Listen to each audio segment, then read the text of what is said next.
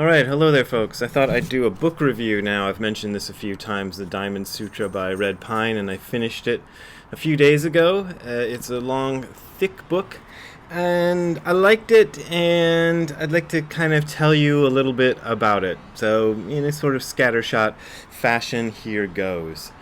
Red Pine is one of my favorite translators of Buddhist stuff because he has the depth and understanding of a scholar. He is a scholar, but he is able to put his stuff in a more plain language. You know, you're not likely to see the words like epistemology and hermeneutics and ontological quite as many times in a Red Pine book as you would find in your usual scholarly book about a Buddhist, ancient sutra.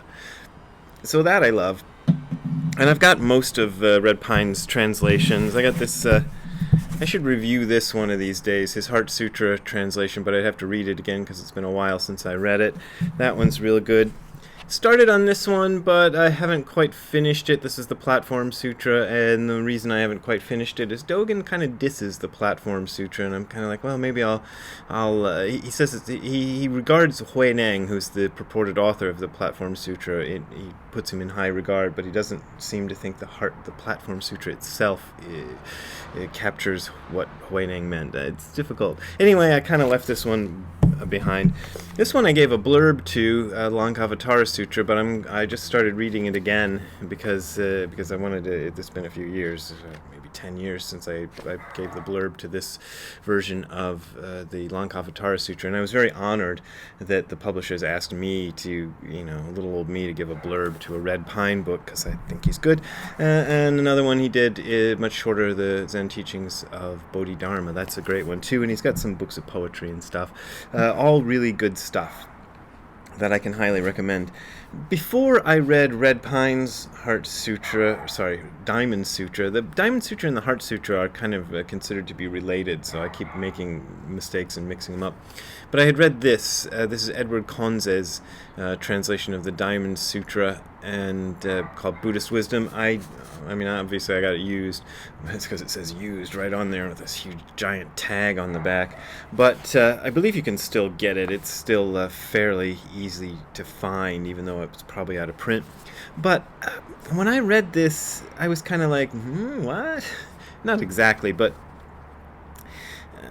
the Heart Sutra, as anybody who's watched me enough knows, was a big deal for me when I first started getting into Buddhism. When I first heard the Heart Sutra, without having any knowledge of what the Heart Sutra was, or where it came from, or anything, and just hearing the Heart Sutra, I'm like, that's the thing I want to study. That was really, really strong. And that the Diamond Sutra is always associated with the Heart Sutra, I sort of expected, hoped maybe, to be blown away once again.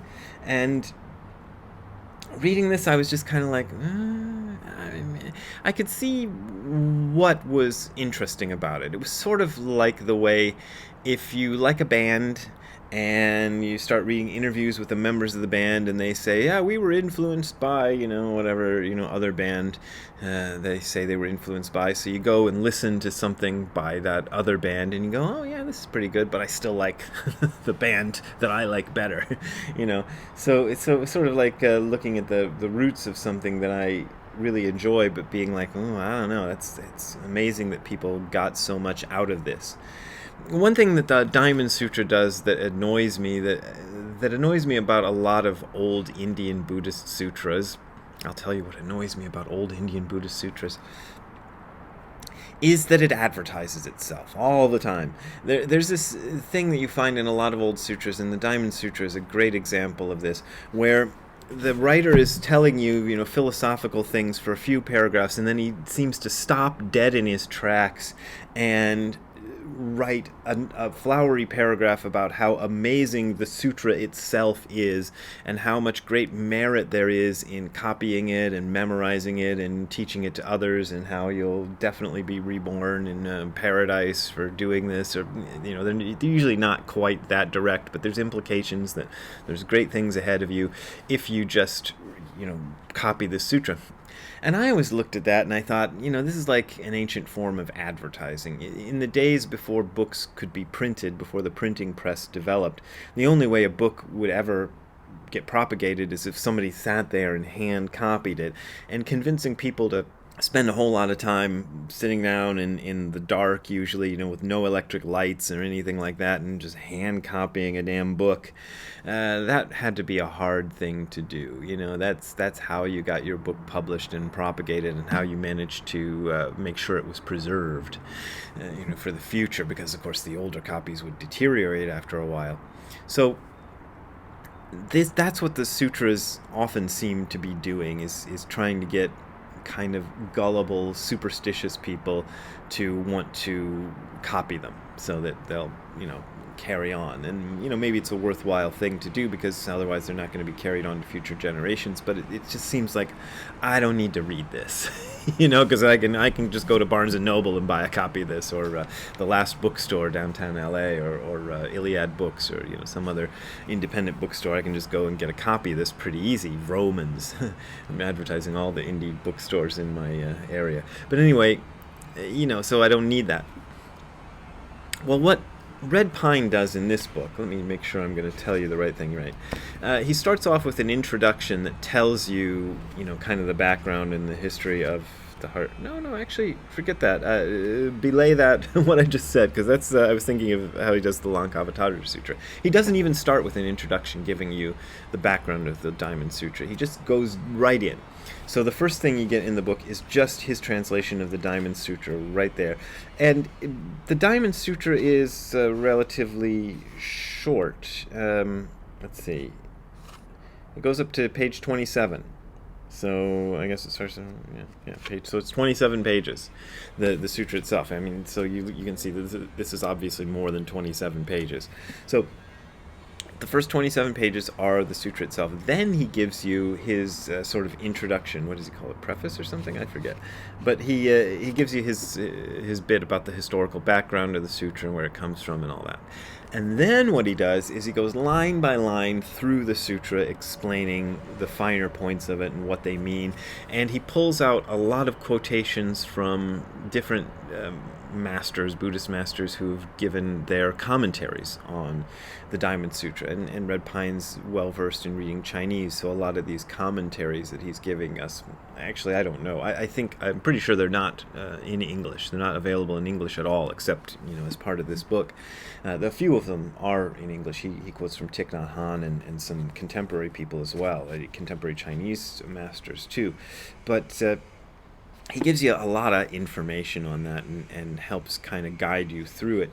And he goes through even those bits that I complained about earlier in this video and said they just sound like advertising to me. And he even manages in those parts to come up with some philosophical insights into even these parts where it just sounded to me when I read the Edward Conze version that it's just like trying to get, like I said, superstitious people to copy and recite and memorize the book.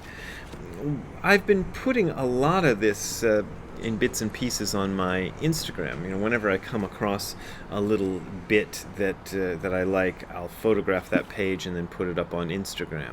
And here's one of the ones I put up on Instagram. I just put this up on Instagram because I thought it was sort of funny, and it's sort of typical of the Diamond Sutra.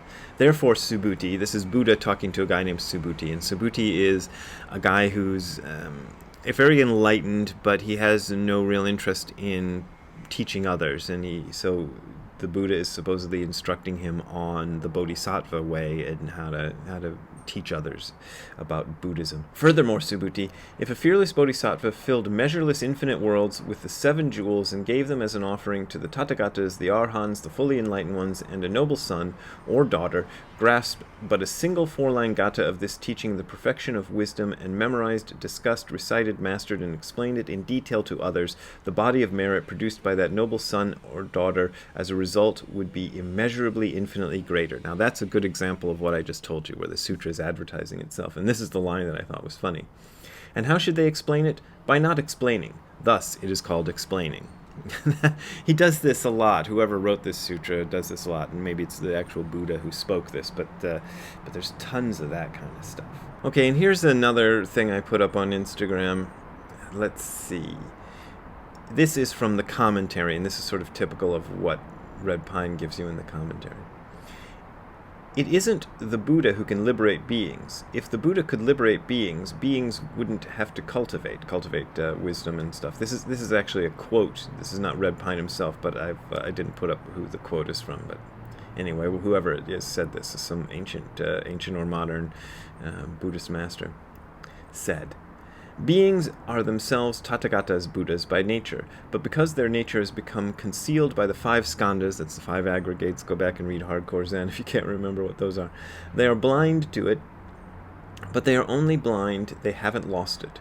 Beings can never lose their self-nature, and the self-nature can never leave beings. Fa Sui said, hold on to the Buddha eye every night, get up every morning as usual, it follows you standing or sitting, speaking or silent, it's there, never a hair's breadth away, just like the body's shadow, to find where Buddhas dwell, it's right here in this sound.